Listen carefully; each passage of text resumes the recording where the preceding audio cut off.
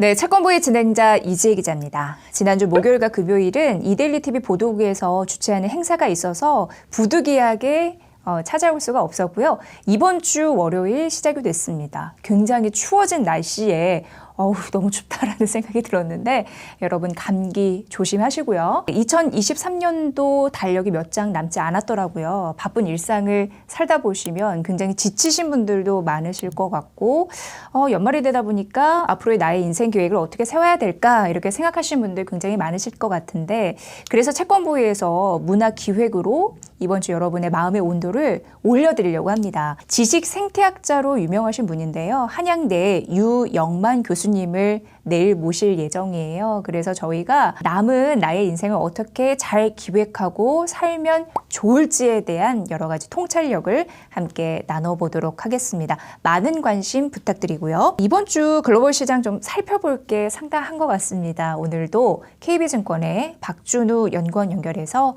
알아봅니다. 연구원님. 네, 안녕하세요. 박준우입니다. 네, 미국에서 좀 큰 이슈가 있었습니다.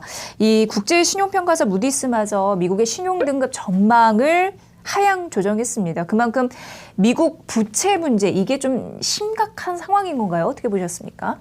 미국의 3대 신용평가사라고 하면 무디스, 피치, 그리고 S&P가 있습니다. S&P와 피치사는 이미 미국의 신용등급을 AAA, 가장 높은 단계에서 한 단계 하향 조정을 이미 한 바가 있었고요. 이 신용등급이라고 하는 게 AAA 혹은 AA, 싱글 A 이렇게 등급과 이 등급을 향후에 어떻게 조정할 것인지의 약간의 가이드라인 성격의 아웃룩, 전망이라고 하는 것이 같이 붙어 있습니다. 이번에 무디스의 결정은 미국 등급을 AAA로 유지를 하지만 앞으로 어떠한 조건들이 만족이 되게 되면 등급이 하향될 수 있다라고 어느 정도 경고성 성격의 신용등급의 전망을 하향 조정한 결과입니다. 이 결국 신용등급이 떨어진다는 것은 이 차주, 여기서는 미국 정부가 되겠죠. 미국 정부가 그들이 빌린 돈을 갚을 수 있는 능력이나 의지가 저하된다라고 저희가 해석을 해볼 수가 있기 때문에 당연히 미국 국채가 저희가 알기로도 가장 안전한 자산이잖아요. 미국 국채가.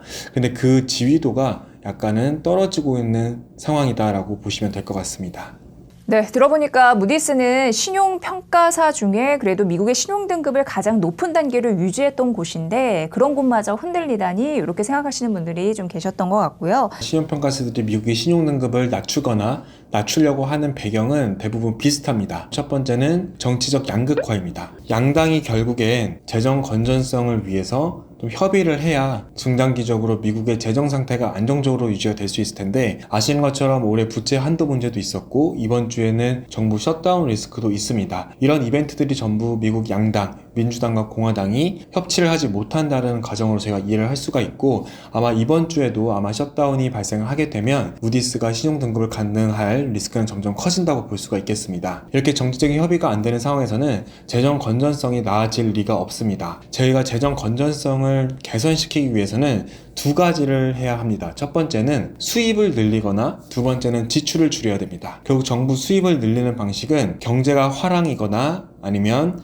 세율을 높여서 세수를 많이 걷어들이는 방법인데 이거는 사실은 대부분 단기적으로 바꿀 수 있는 부분이 없는 부분이고요. 다른 그나마 저희가 조금 줄일 수 있는 부분은 지출을 줄이는 겁니다. 아시는 것처럼 내년은 미국 대선이 예정되어 있습니다. 그 어느 정치인도 기존에 지급하고 있던 여러 가지 재정 지원책들을 되돌리기는 굉장히 어려울 것으로 보고 있습니다. 그래서 이런 정치적인 협치가 되지 않고 있고 재정 건전성이 수입 측면에서 보나 지출 측면에서 보나 개선되기가 굉장히 어렵다라고 저희가 볼 수가 있겠고요. 결국 벌어들이는 돈은 많은데 쓰는 돈이 많은 게 장기간 누적되다 보면 전반적인 미국 정부의 부채 상환 능력은 저하된다고 볼 수가 있겠습니다. 당연히 이자 비용도 큰 몫을 차지하게 됩니다. 특히 최근에 금리가 가파르게 올랐기 때문에 최근 1, 2년 전부터 발행한 미국 국채는 이자 비용이 굉장히 높게 책정이 되어 있고 이 고금리가 당분간 유지된다고 하면 당분간 발행되는 모든 국채 금리들은 4%, 5%대의 금리가 유지가 되게 됩니다. 그러면 미국의 정부가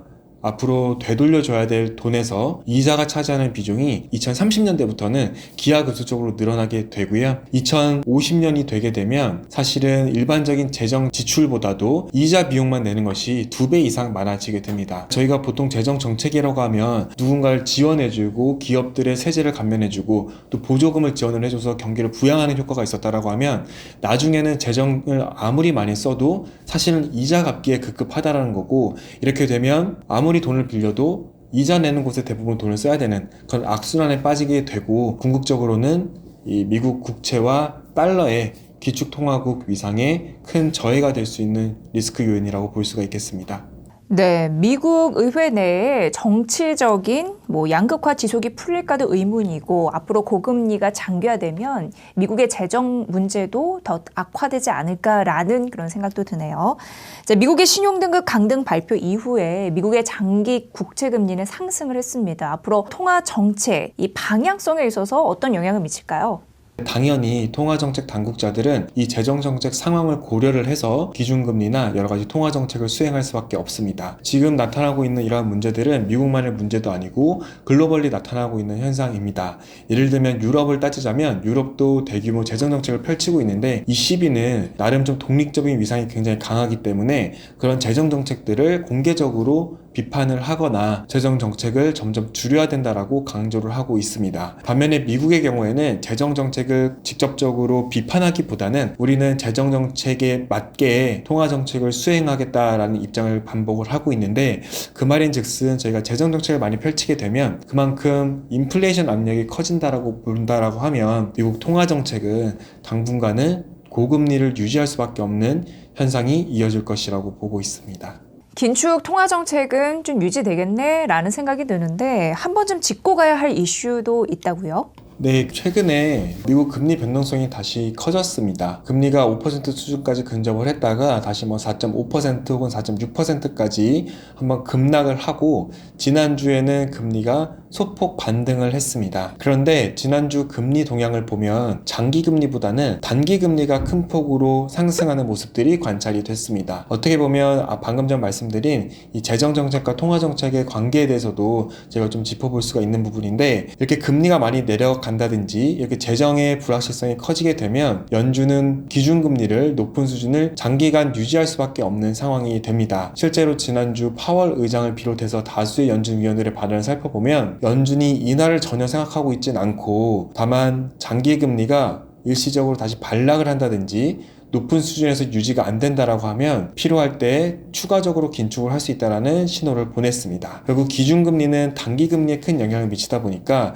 이러한 매파적인 발언들로 인해서 시장금리가 단기적으로 반등을 했고요. 내년 초까지는 이런 연준위원들이 기준금리를 높은 수준을 오랜 기간 유지하겠다라는 기조가 아까 말씀드린 여러 재정정책 불확실성, 인플레이션이 잡히는 속도 등을 감안했을 때는 그런 기조가 유지가 될 수가 있겠고, 저희는 시장금리도 추가 하락보다는 현 수준에서 좀 반등할 리스크를 염두에 둬야 된다라고 보고 있습니다. 네, 지속적으로 연준 위원들의 발언 수위는 좀 챙겨봐야 될 것 같습니다.